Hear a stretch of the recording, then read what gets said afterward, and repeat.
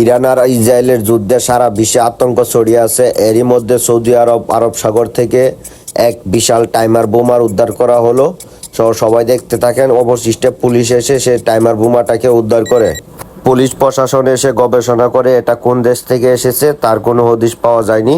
ভিডিওটার সাথেই থাকুন আর দেখতে থাকুন পুলিশ আইসা কি করে।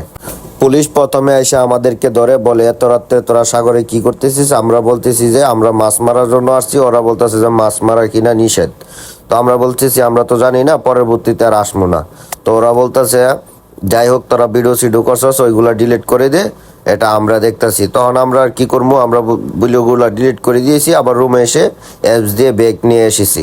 তো আপনারা দেখতে থাকেন অবশিষ্টে বোমাটা কিভাবে ওরা লাইন কাটে, এমনকি একবারে সুরক্ষিতভাবে উদ্ধার করে। টাইম দেওয়া ছিল 1 ঘন্টা। 1 ঘন্টার ব্যবধানে হাজারো মানুষের প্রাণ বেঁচে গেল, এমনকি আমরাও বেঁচে গেলাম। অবশিষ্টে পুলিশ প্রশাসন এমনকি এখানে যে বাসিন্দা ছিল সৌদিরা সবাই আমাদেরকে ধন্যবাদ জানাই, এজন্য যে আমরা এইটা কিছুটা বুঝতে পেরেই আমরা পুলিশকে কল দেওয়ার জন্য। তো আমরা জানি চাঁদপুরের মানুষ তো এরকম ভাবে সাহসী হয় না, কিন্তু যে ছেলেটা বৈশা রয়েছে সেটা ছিল চাঁদপুরের, ঠিক আছে।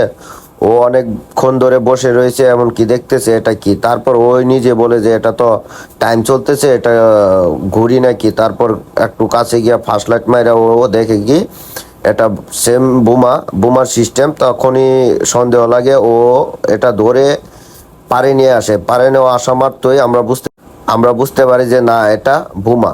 তখনই মনে করেন যে আমরা কল করি। কল করার মাত্রই 5 মিনিটের ভিতরে পুলিশ 4 গাড়ি আইসা পড়ছে। আইসা মানে এমন একটা বিল লাগাইছে, আমাদেরকে খুব একটা ঝামেলায় ফেলাই দিছে।